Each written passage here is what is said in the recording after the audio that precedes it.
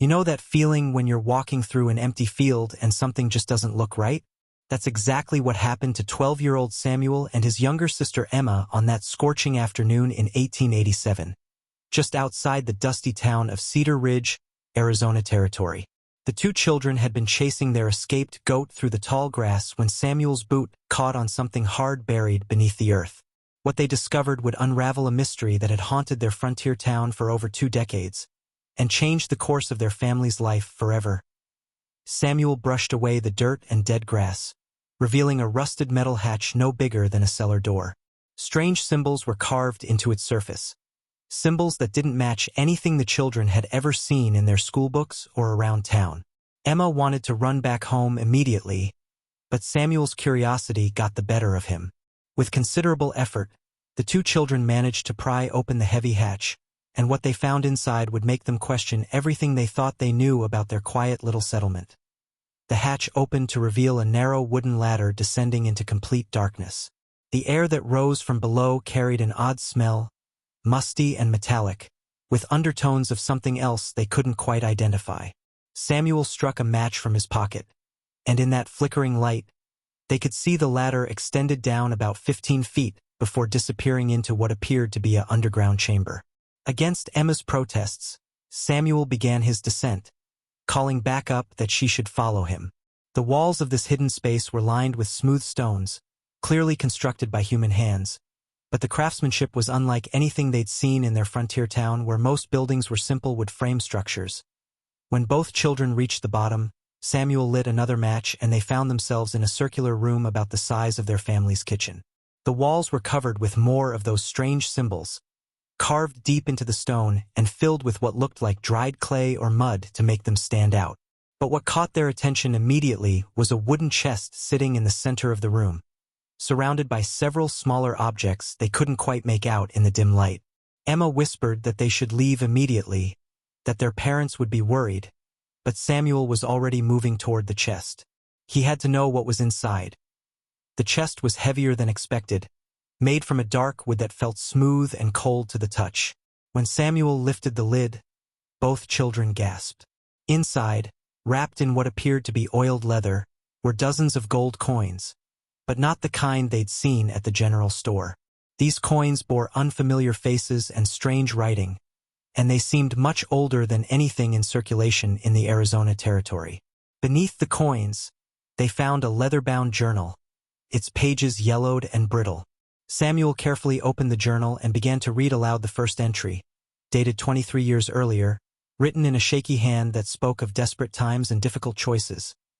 The journal belonged to a man named Jeremiah Blackwood, and his first entry described arriving in what would later become Cedar Ridge with a group of settlers in 1864. But according to Blackwood's account, these weren't ordinary pioneers looking for farmland or mining opportunities. They were refugees, running from something terrible back east, something Blackwood referred to only as the incident in Philadelphia. The group had been traveling for months, carrying with them a considerable fortune in gold coins, apparently compensation for their silence about whatever had happened in Philadelphia.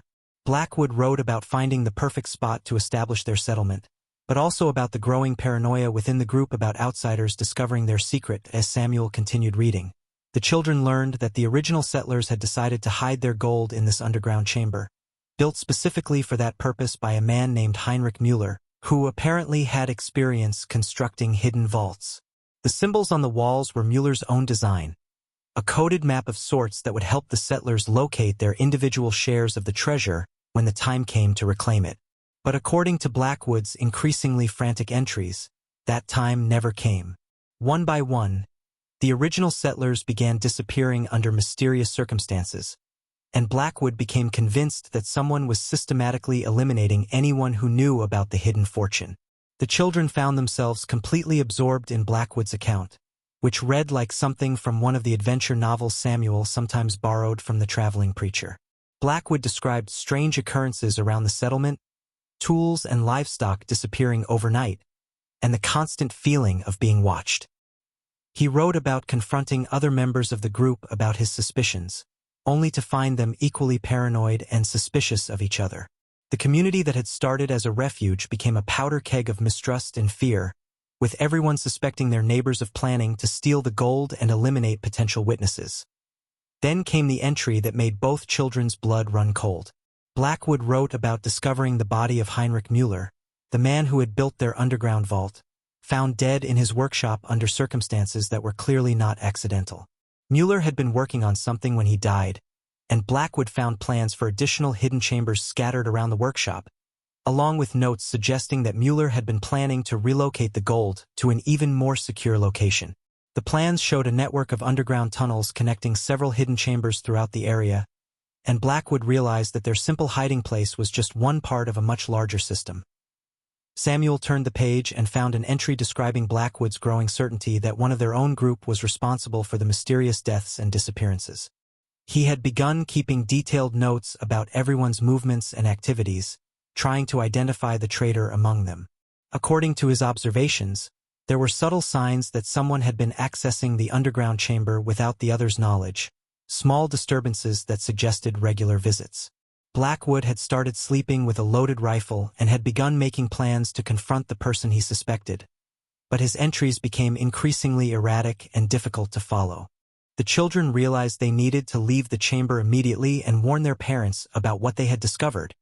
But as they prepared to climb back up the ladder, they heard voices approaching from above. Someone was walking through the field, getting closer to the hidden hatch they had left open in their excitement to explore the chamber below.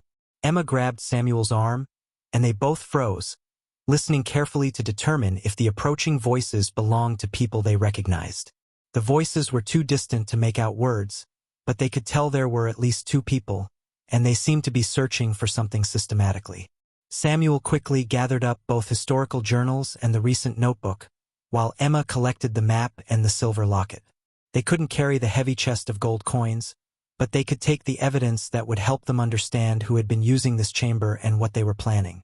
As the voices grew closer, Samuel carefully closed the chest and tried to arrange the remaining items to look undisturbed, hoping that whoever was approaching wouldn't immediately notice that some things were missing. The children climbed the ladder as quietly as possible, with Samuel going first to check if the coast was clear. When he peered over the edge of the hatch, he could see two figures about 100 yards away, moving slowly through the tall grass and examining the ground carefully. One of them was carrying what appeared to be the same kind of map the children had found in the chamber, and both were dressed in the dark, practical clothing of people who didn't want to be easily seen. Samuel motioned for Emma to climb up quickly, and together they carefully lowered the hatch and tried to cover it with grass and dirt to hide any evidence of their visit. The children managed to slip away without being detected, but not before Samuel got a good look at one of the approaching figures. To his shock, he recognized the man as someone he had seen around Cedar Ridge many times, though never in circumstances that had seemed suspicious. The man was David Fletcher, who claimed to be a traveling merchant but who had been spending an unusual amount of time in their area recently, always asking questions about the town's history and the families who had been there the longest.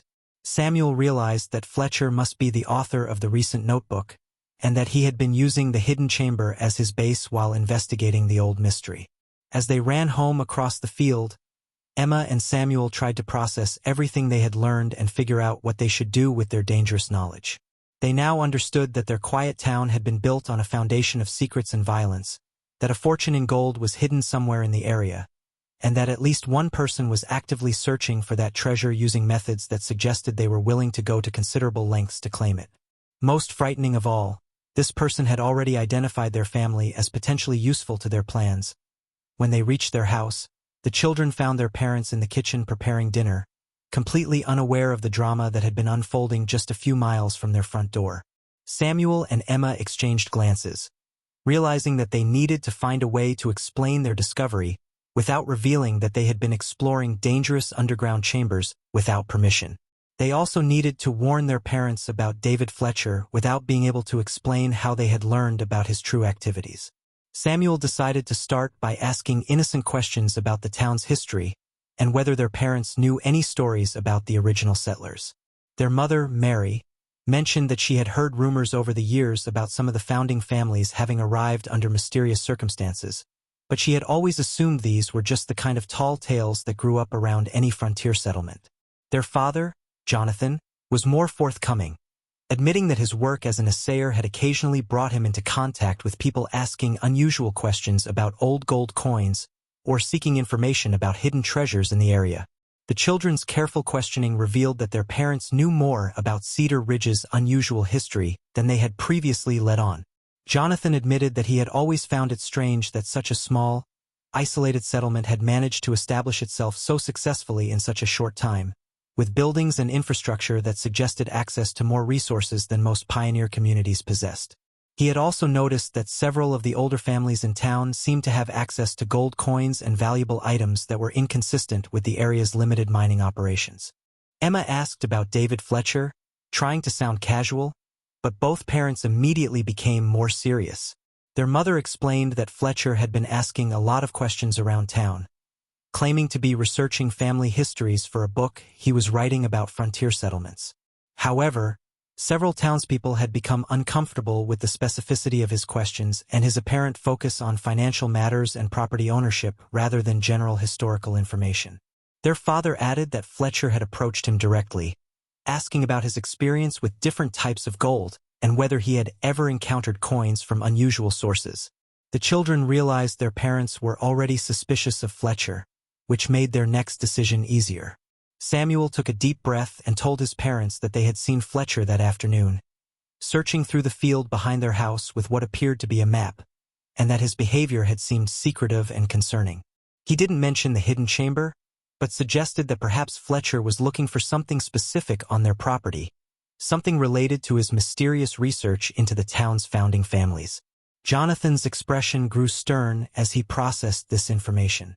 He told the children that he had been growing increasingly worried about Fletcher's activities, and that several other townspeople had shared similar concerns. There had been reports of someone searching through old cemetery records, asking unusual questions at the Territorial Land Office, and even attempting to examine property deeds and early settlement documents. Combined with Fletcher's obvious interest in gold and treasure, the pattern suggested someone who was definitely not the innocent historian he claimed to be. That evening, after the children had gone to bed, Samuel and Emma met secretly in Emma's room to examine the documents they had taken from the underground chamber. By candlelight, they read through more of Jeremiah Blackwood's journal, discovering additional details about the original settlers' mysterious background. Blackwood had included more specific information about the Philadelphia incident, describing it as a bank robbery that had gone wrong, resulting in the deaths of several people and leaving the surviving participants with a fortune in stolen gold, but also with powerful enemies determined to track them down. According to Blackwood's account, the settling group had been the surviving members of a larger gang that had planned and executed a complex robbery targeting multiple financial institutions in Philadelphia simultaneously. The operation had been successful in terms of the amount of money stolen, but had resulted in unexpected casualties and had attracted far more attention from law enforcement and private investigators than the gang had anticipated. The survivors had been forced to flee immediately, taking only what they could carry and abandoning their previous lives completely. Crane's journal provided additional context, describing the group's journey west as a months-long ordeal marked by constant fear of pursuit and growing mistrust among the survivors. According to Crane, the stolen gold had originally been divided equally among all the gang members, but several had been killed or captured during their escape, leaving the survivors with larger shares but also with the knowledge that anyone who knew about the money represented a potential threat to everyone else's safety. The decision to hide the gold had been intended as a temporary measure, but the paranoia and suspicion had made it impossible for the group to function as a unified community. The children also found references in both journals to additional gang members who had escaped the Philadelphia incident but had not joined the group that founded Cedar Ridge. Blackwood mentioned receiving occasional letters from these other survivors, and seemed worried that they might eventually track down the hidden treasure. Crane wrote about his suspicion that one or more of these missing gang members might have infiltrated their settlement, possibly including the mysterious William Hayes that Crane suspected of being an imposter. Emma discovered something particularly interesting in the recent notebook they had taken from the chamber. The unknown author had apparently identified William Hayes as a key figure in the mystery, and had found evidence suggesting that Hayes had not died along with the other original settlers, but had instead survived and possibly established a new identity elsewhere. The notebook contained genealogical research indicating that Hayes might have descendants still living in the area, people who could potentially have inherited knowledge about the location of the hidden treasure. The notebook's author had also theorized that the systematic elimination of the original settlers had not been the result of internal paranoia and mistrust, but rather the work of outside parties who had eventually tracked down the stolen gold. According to this theory, someone connected to the original robbery victims or law enforcement had found the Cedar Ridge settlement and had systematically eliminated anyone who knew about the treasure, leaving only the hidden caches for someone knowledgeable enough to locate them using Mueller's coded maps and symbols. Samuel found this theory particularly disturbing because it suggested that the danger to people who knew about the treasure had not ended with the original settlers, but continued to threaten anyone who discovered the secret. If the notebook's author was correct, then the children and their family could be in serious danger simply because of their accidental discovery of the hidden chamber. The fact that David Fletcher had already identified their father as a person of interest suggested that this danger might be more immediate than they had initially realized. As they continued reading, the children discovered that the recent notebook contained detailed plans for locating and accessing the other hidden chambers marked on Mueller's map. Fletcher had apparently been systematically investigating each location, using a combination of historical research and physical exploration to narrow down the possibilities. According to his notes, he had already located and explored at least 2 other chambers, finding additional treasure and documents that had helped him piece together the complete story of the original gang and their stolen fortune. Most concerning was Fletcher's apparent conclusion that the total amount of hidden treasure was far larger than what any individual chamber contained, and that the various caches were just portions of a much larger fortune that had been distributed across multiple hiding places for security. His calculations suggested that someone who could locate all of Mueller's hidden chambers would recover enough gold to make them wealthy beyond imagination, providing more than enough motivation for the systematic and patient investigation he had been conducting. The notebook also revealed that Fletcher was not working alone in his search for the treasure. He made several references to partners or associates, people who were providing him with resources and expertise for his investigation. Some of these references suggested connections to people back east, possibly including descendants of the original robbery victims or law enforcement officials who had never given up on recovering the stolen money. This implied that Fletcher's activities were part of a larger, more organized effort that had been ongoing for many years. Emma found a section of the notebook that made her blood run cold. Fletcher had compiled detailed information about several current Cedar Ridge residents, including their family histories, financial situations, and daily routines. The clear implication was that he was evaluating these people as potential sources of information, obstacles to be overcome, or threats to be eliminated. Their father's name appeared frequently in these notes, along with speculation about what he might know and how he could be approached or manipulated. The children realized that they were sitting on evidence of what appeared to be a criminal conspiracy, one that potentially threatened not just their own family but several other innocent people in their community.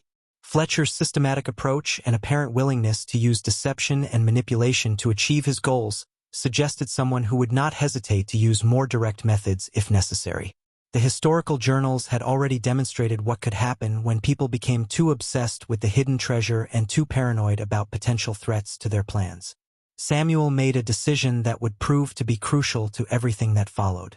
Instead of trying to handle this dangerous situation on their own, he convinced Emma that they needed to involve their parents completely, sharing everything they had discovered and letting the adults decide how to respond. This meant admitting to their unauthorized exploration of the hidden chamber, but Samuel realized that the potential consequences of keeping such dangerous secrets far outweighed the trouble they might face for their disobedience. The next morning, Samuel and Emma approached their parents with the complete story of their discovery, including the journals, the map, the recent notebook, and their recognition of David Fletcher as the person who had been using the chamber. Their parents' reaction was a mixture of concern for their children's safety and amazement at the historical significance of what they had uncovered. Jonathan immediately understood the danger their family faced, while Mary focused on the need to protect other community members who might be unknowingly at risk. Their father's first priority was to examine the evidence the children had recovered, particularly the documents that revealed Fletcher's plans and the extent of his knowledge about the treasure and the townspeople. After reading through the materials carefully, Jonathan confirmed the children's assessment that Fletcher represented a serious and immediate threat to their family and potentially to the entire community. The level of detail in Fletcher's surveillance notes and his apparent willingness to manipulate or deceive people to achieve his goals suggested someone who could become dangerous if he felt his plans were threatened. Jonathan decided that the situation required immediate action, both to protect his family and to warn other community members who had been targeted by Fletcher's investigation. However, he also recognized that they needed to be extremely careful about how they proceeded, since Fletcher's notebook had demonstrated his extensive knowledge of everyone's routines and relationships. Any obvious change in behavior or sudden unusual activity could alert Fletcher that his plans had been discovered, potentially making him more dangerous or causing him to accelerate his timeline. The family developed a plan that would allow them to discreetly warn other at-risk community members while also taking steps to protect themselves and gather additional evidence about Fletcher's activities. Jonathan would use his connections through his work as an assayer to quietly contact other longtime families and share what they had learned about Fletcher's deceptive research. Mary would organize seemingly casual social gatherings that would allow them to speak privately with other community members without arousing suspicion. Meanwhile, Samuel and Emma would continue to monitor Fletcher's movements and activities, but from a much safer distance and with their parents' full knowledge. The children had proven to be observant and capable investigators, and their age and apparent innocence made them less likely to arouse Fletcher's suspicion if they encountered him around town. However, their parents made it absolutely clear that the children were not to approach Fletcher directly or return to the hidden chamber under any circumstances. Over the next few days, the family's discreet investigation revealed that Fletcher's deceptive activities were even more extensive than his notebook had suggested. Jonathan learned that Fletcher had been using multiple false identities and cover stories around town, presenting himself as different types of researcher or businessman depending on the situation and the person he was trying to approach. Mary discovered that Fletcher had been systematically cultivating relationships with several community members, offering them small favors and gifts while gradually extracting information about family histories and local legends. Most disturbing was the discovery that Fletcher had apparently been in the area for much longer than anyone had realized. By comparing notes with other families, they learned that someone matching Fletcher's description had been making periodic visits to Cedar Ridge and surrounding areas for at least 2 years, always using different names and cover stories but always asking the same types of questions about the town's founding and early families. This suggested a level of patience and systematic planning that made Fletcher seem even more dangerous. The family also learned that they were not the only ones who had noticed Fletcher's suspicious behavior. Several other longtime residents had been growing increasingly uncomfortable with his questions and activities, but had hesitated to voice their concerns because Fletcher had been careful to present himself as harmless and legitimate. However, when Jonathan began sharing information about Fletcher's true activities, a pattern of manipulation and deception became clear that alarmed everyone involved. As word of Fletcher's true nature began to spread quietly through the community, the townspeople began to organize a response. Led by Jonathan and several other respected families, they developed a plan to confront Fletcher and demand that he leave the area immediately. However, they also recognized that Fletcher's apparent connections to outside associates and his detailed knowledge of everyone's routines meant that they needed to be prepared for the possibility that he would not leave willingly or quietly. The confrontation with David Fletcher took place on a quiet Tuesday morning when he was seen approaching the general store, apparently unaware that his deceptive activities had been discovered. Jonathan, accompanied by several other men from the community, approached Fletcher calmly but firmly and asked him to explain his real business in Cedar Ridge. Fletcher initially attempted to maintain his cover story, but when presented with specific evidence from his own notebook, he realized that his deception had been exposed completely.